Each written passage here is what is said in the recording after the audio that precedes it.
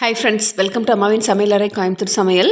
இன்றைக்கி vegetable white kurma எப்படி செய்யலான்னு சொல்லி பார்க்கலாம். இது செய்கிறதுக்கு ஒரு வெங்காயம் கட் பண்ணி எடுத்திருக்கேன், 6 பச்சை மிளகா.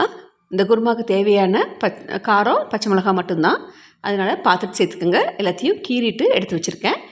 10 பீன்ஸ் கட் பண்ணிக்கோங்க, ஒரு கேரட்டு, ஒரு கைப்பிடி அளவுக்கு பச்சை பட்டாணி, காலிஃப்ளவரை சுடுதண்ணியில் போட்டு க்ளீன் பண்ணி எடுத்து வச்சுருக்கேன். அரைக்கிறதுக்கு 1/4 மூடி அளவுக்கு தேங்காய்,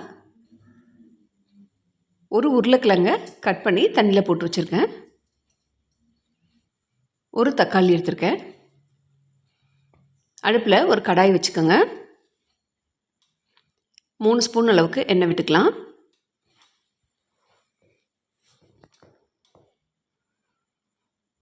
எண்ணெய் காஞ்ச உடனே 1/2 ஸ்பூன் சோம்பு, 3 கிராம்பு, குட்டியாக 3 பட்டை சேர்த்துருக்கேன், 2 ஏலக்காய் எடுத்துக்கோங்க,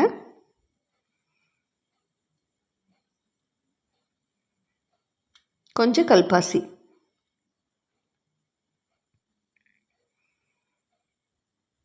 வெங்காயத்தை இதோடு சேர்த்துடலாம்.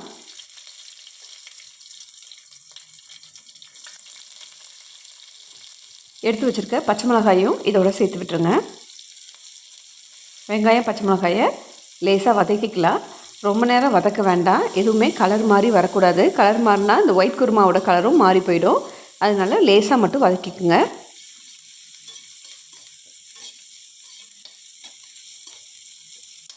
இதோட நம்ம எடுத்து வச்சுருக்க எல்லா காய்கறிகளையும் இதோட சேர்த்துடலாம். பீன்ஸு போட்டு லேசாக வதக்கிக்குங்க, ரொம்ப எதையுமே ரொம்ப நேரம் வதக்க வேண்டாம். கேரட்டு,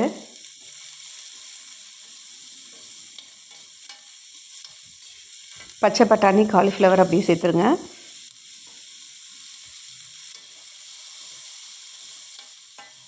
இந்த குருமாக்கு நான் இஞ்சி பூண்டு முதல்ல சேர்க்கலை, எண்ணெயில் சேர்க்கும்போது அது கலர் மாதிரி வரும், அதனால் முதல்ல சேர்க்கலை.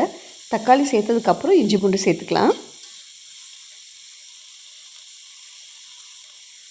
நம்ம எடுத்து வச்சுருக்க தக்காளியும் கட் பண்ணிவிட்டு இதோட சேர்த்துடலாம்.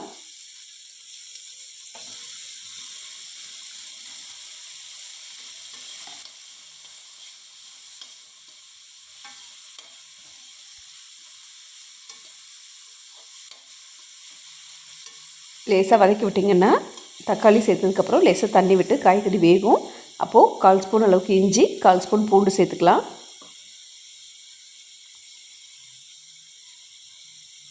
அப்போது அடி பிடிக்காமல் கலர் சேஞ்ச் ஆகாமல் இருக்கும். இஞ்சி பூண்டு லேசாக வதக்கி விட்டதுக்கப்புறம் நம்ம எடுத்து வச்சுருக்க உருளைக்கிழங்கையும் இதோடு சேர்த்துடலாம்.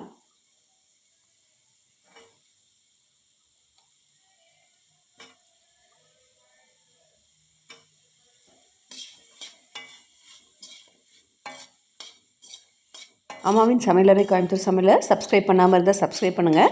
மறக்காமல் ஆளுங்கிற பட்டனை ப்ரெஸ் பண்ணுங்கள். அப்போ தான் நான் போடுற எல்லா நோட்டிஃபிகேஷனும் உங்களுக்கு உடனே வரும். தேங்காய் 1/4 மூடி அளவுக்கு எடுத்து வச்சுருக்கேன். அதோட ஒரு கைப்பிடி அளவுக்கு முந்திரி சேர்த்துக்கிறேன். 1 ஸ்பூன் அளவுக்கு சோம்பு சேர்த்துக்கோங்க. சேர்த்து நல்லா மையை அரைச்சிட்டு வந்துடுங்க. அதை இந்த காய்களுக்கு மேலே அப்படியே போட்டு அதோட ஒரு 1.5 டம்ளர் அளவுக்கு தண்ணி சேர்த்துக்கோங்க.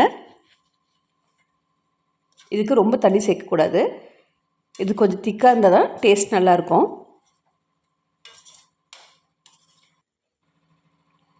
தேவையான அளவு உப்பு சேர்த்துக்குங்க. இதுக்கு காரத்துக்கு பச்சை மிளகாய் மட்டும்தான், மஞ்சத்தூள் எதுவுமே சேர்க்கக்கூடாது. ஏன்னா ஒயிட் குருமா ஒயிட்டாக தான் இருக்கணும்.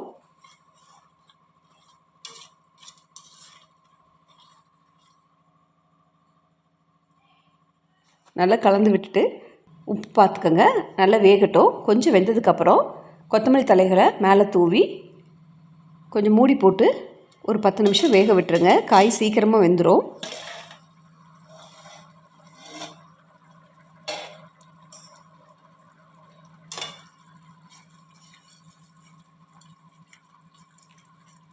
பசும்பால் காய்ச்சி ஆற வச்ச பால் நான் ஒரு 1/2 டம்ளர் அளவுக்கு சேர்த்துக்கிறேன். இது ஆப்ஷனல் தான், உங்களுக்கு தேவையில்லைன்னா இதை ஸ்கிப் பண்ணிடுங்க. சேர்த்திங்கன்னா ஒரு க்ரீமி டெக்ஸ்சர் கிடைக்கும். இதில்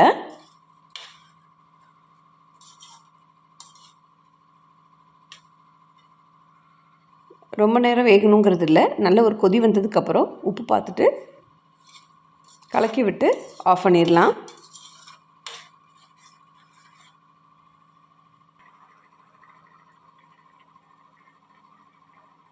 காய்கள் எல்லாமே ரொம்ப சீக்கிரமாக வெந்துடும்.